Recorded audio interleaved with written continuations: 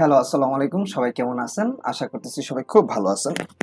আজকে আমরা অপারেটর সম্পর্কে জানার চেষ্টা করব। সো চলেন ফার্স্টে আমরা একটা জাভা ক্লাস খুলে নিই। সো জাভা ক্লাসে ক্লিক করলাম। অ্যারিথমেটিক অপারেটর নিয়ে আজকে আমরা কাজ করব। সো আমরা এটা দিলাম আমাদের ক্লাসের নেম। ওকে, নিউ ক্লাস খুলে গেল। It's okay. ওকে, সো এরপরে আমরা পিএসভিএম দিয়ে আমরা আমাদের মেইন মেথডটা নিয়ে আসলাম। It's okay. তো প্রথমে আমরা বোঝার চেষ্টা করি অপারেটর জিনিসটাকে। এই জিনিসটা একটু বোঝার পর তারপর আমরা কোড করা শুরু করব। সো মূলত আমরা যদি একটা বীজগাণিতিক সমীকরণ লিখি, like a plus b equal 7, ঠিক আছে? সো আমরা এরকম একটা বিষয় লিখলাম। কি লিখলাম? a plus b equal 7। এইখানে এটা কি? এটা একটা বীজগাণিতিক হিসাব নিকাশ, ঠিক আছে? সো এখানে প্লাস এবং ইকুয়াল দুইটা সাইন আছে। আমরা এই দুইটা সাইনকে বলবো হচ্ছে অপারেটর। এই দুইটা সাইনকে কি বলবো? বলবো হচ্ছে অপারেটর। এই দুইটা সাইনকে আমরা বলবো অপারেটর।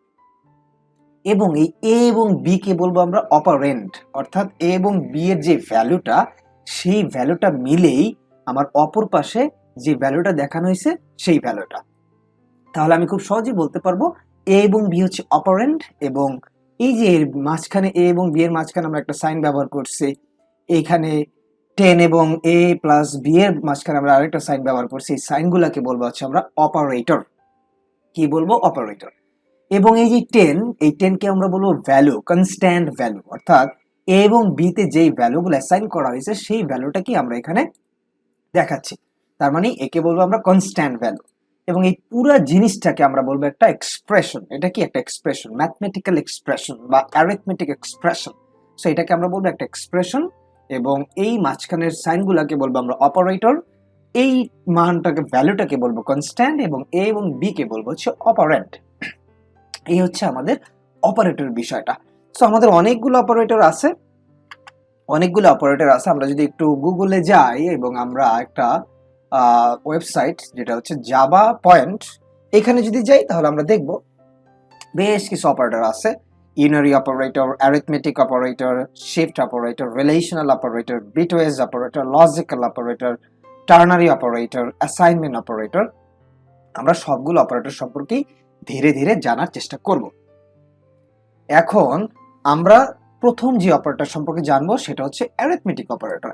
সো আমরা যদি W3 স্কুলে যাই এবং সেখানে যদি দেখবো যে অ্যারিথমেটিক অপারেটর কি কি, সেগুলো আমরা খুব সহজেই দেখতে পারবো। যেমন প্লাস সাইন দ্বারা আমরা এডিশনাল অপারেটর, অর্থাৎ আমরা জানি প্লাস সাইন দ্বারা আমরা কি করি? যোগ করি, অ্যাড করি। সো এক্স প্লাস ওয়াই দুইটা মানকে আমরা যোগ করতেছি। আবার মাইনাস সাইন দ্বারা আমরা সাবস্ট্রাক্ট করি, অর্থাৎ বিয়োগ করি। এক্স মাইনাস ওয়াই এর দ্বারা আমরা বিয়োগ করতেছি, এক্স থেকে ওয়াই কে বিয়োগ করতেছি। এই সাইন দ্বারা, অর্থাৎ এই সাইন দ্বারা আমরা মাল্টিপল করি, অর্থাৎ স্টার সাইন দ্বারা আমরা মাল্টিপ্লিকেশন করি, অর্থাৎ গুণন করি। এক্স এবং ওয়াই কে আমরা গুণ করতেছি। এই সাইন দ্বারা আমরা ডিভিশন করি, অর্থাৎ স্ল্যাশ সাইন দ্বারা আমরা কি করি? ডিভিশন করি, ভাগ করি, অর্থাৎ এক্স ডিভাইডেড ওয়াই একে ভাগ করি। আর পার্সেন্টেজ সাইন দ্বারা আমরা মডিউলাস করি, অর্থাৎ এক্স পার্সেন্টেজ ওয়াই মানে হচ্ছে মডিউলাস। এই ডিভিশন এবং মডিউলাসের মধ্যে একটা বিষয় আছে, সেটা কি? যখন আমরা কোনো কিছুকে ডিভিশন করব তখন আমরা তার কি পাবো?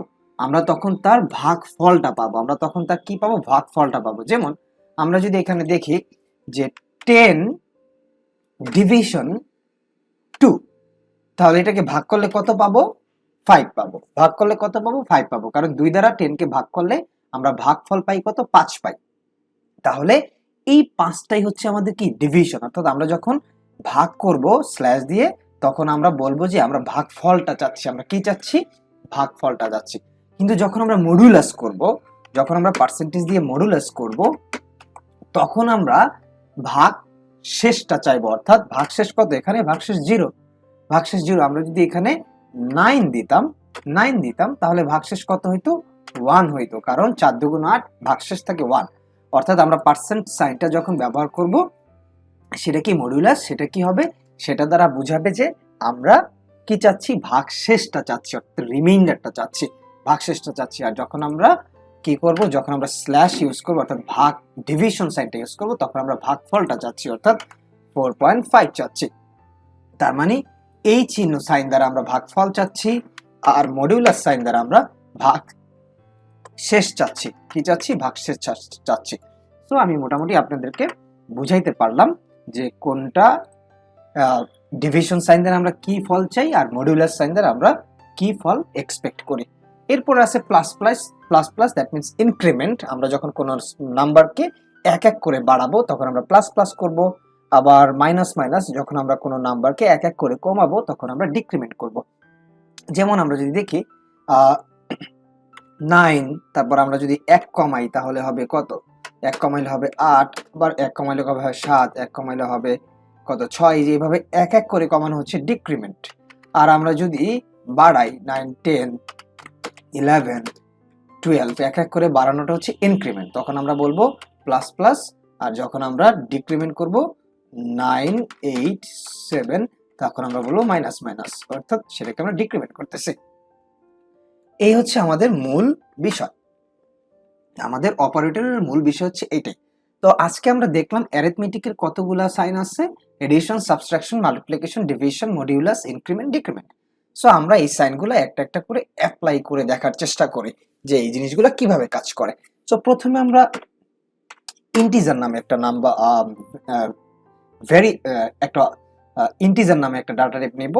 সেখানে সেই ডাটা টাইপে আমরা কয়েকটা ভেরিয়েবল রাখবো, যেমন নাম্বার 1, নাম্বার 2, এবং আমরা একটা নাম্বার রাখলাম 1 আর একটা নাম্বার রাখলাম 2 নামে, এবং তার একটা এই নাম্বার এবং নাম্বার 1 যখন আমরা যোগ বিয়োগ করব তখন আমরা কি পাবো, একটা রেজাল্ট পাবো, একটা ফল পাবো।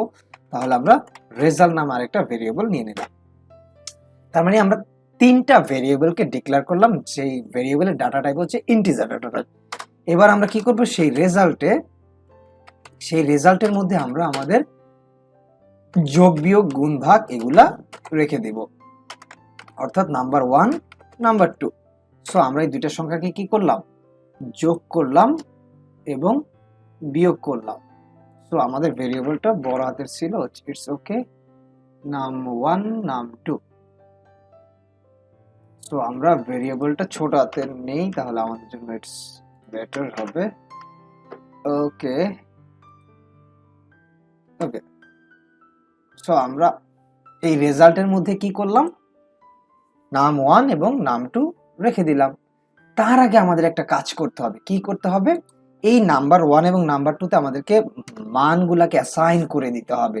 সো আমরা এই নাম্বার 1 এ রাখলাম হচ্ছে 20 এবং নাম্বার 2 তে রাখলাম হচ্ছে 10। ঠিক আছে, তারপর আমরা ভ্যালুগুলো অ্যাসাইন করলাম, দেন সেই ভ্যালুগুলোকে আমরা রেজাল্টের মধ্যে রাখলাম। এবার আমরা সেটাকে প্রিন্ট করব এসইটি। সো আমরা দেখলাম দ্য এডিশন, ADDITI এডিশন, কারণ আমরা যোগ করতেছি, প্লাস কি রেজাল্ট। ওকে, আমরা যোগ করে দিলাম। এরপরে আমরা যেটা করব, আমরা একে একে সবগুলা অ্যাপ্লাই করার চেষ্টা করব। তো আমরা কপি পেস্ট করি একটু, যাতে আমাদের বারবার একই করে না লিখতে হয়।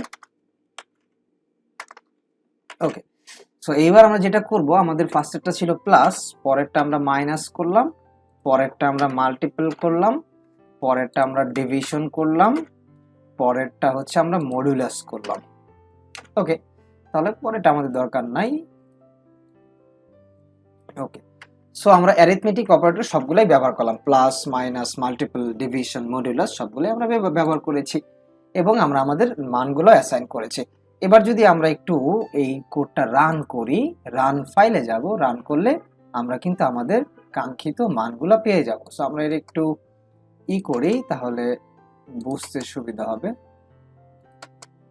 ওকে, তো আমরা এটাকে এইভাবে দেই।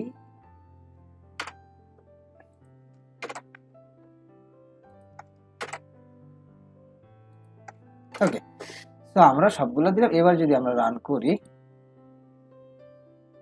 সো আমরা দেখতেছি, আমরা কি দেখতেছি, এডিশন 30, 10 এবং 20 যোগ করলে 30 হয়। তারপর এটা হবে সাবট্রাকশন, সবগুলো আমরা একটু লিখি সাবট্রাকশন, তারপর হচ্ছে মাল্টিপ্লিকেশন,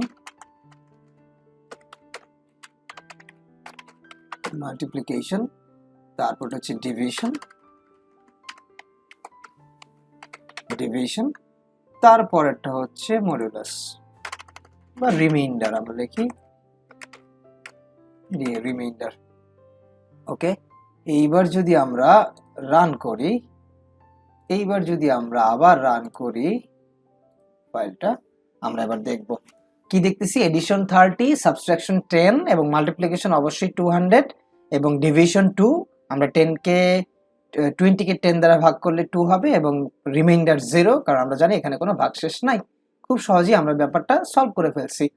এখন আমরা চাচ্ছি যে আমরা ইউজারের কাছ থেকে নাম্বারটা নিব। নাম্বারটা কার কাছ থেকে নিব? ইউজারের কাছ থেকে নিব। তার জন্য আমাদের কি করতে হয়? আমাদের স্ক্যানার ইনপুট করতে হয়। Scanner input equal new scanner system dot in, তাই না? আমরা ইনপুট করে নিলাম। তো এবার আমরা যদি ক্লিক করি, ওকে, আমাদের ইনপুট ডান। এইবার আমরা যেটা করব সেটা হচ্ছে আমরা আমাদের ইনপুটটা এন্টার ইওর নাম্বার, আমরা ইউজারকে বলবো আপনার নাম্বারটা, ইউজার নাম্বার 1, এটা আমরা ইউজারকে বলবো যে আপনারা নাম্বারটা কি করবেন, দিবেন। তো আমরা এখানে কি করব, নাম 1 ইকুয়াল ইনপুট ডট, এটা কি ছিল? ইন্টিজার টাইপের ডাটা ছিল, তাই না? নেক্সট ইন্টিজার, ওকে। সো এরপরে আমরা যেটা করব, আবার আমরা SOUT দিয়ে enter your number 2,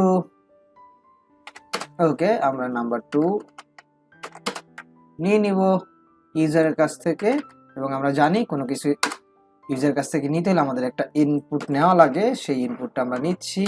okay, input dot next integer, ওকে। এইবার আমরা যেটা করব, ইউজারের কাছ থেকে আমরা ভ্যালুটা নিয়ে নেব। তো আমরা চলেন ইউজারের কাছ থেকে ভ্যালুটা নেই, রান ফাইল।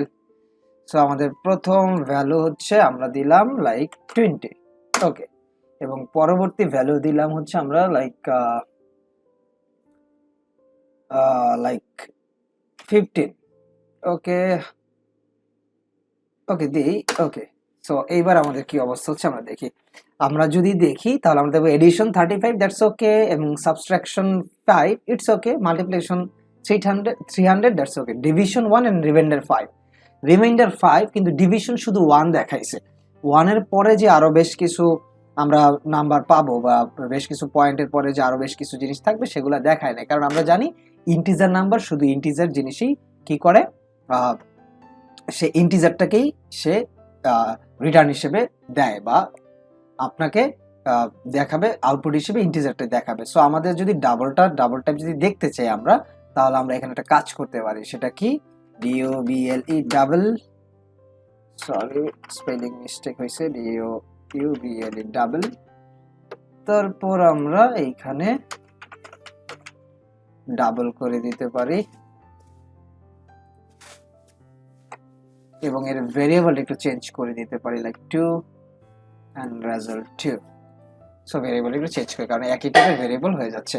সো এইবার যদি আমরা রান করি, এইবার আমরা যদি 20 and 15 দেই, এইবার কিন্তু আমরা ভেরিয়েবল এই ডিভিশনটা কি পাচ্ছি, 1 এর পরে যেই সংখ্যক ডাবল সংখ্যক আছে, যেই পয়েন্টের পরে যেই ভ্যালুগুলো আছে সেগুলো আমরা দেখতে পাচ্ছি। So this is very simple, কিভাবে আমরা অ্যারিথমেটিক অপারেটর ইউজ করব সেটা আজকের লেকচারে আমরা দেখে ফেলছি এবং খুব ভালোভাবে বোঝার চেষ্টা করছি।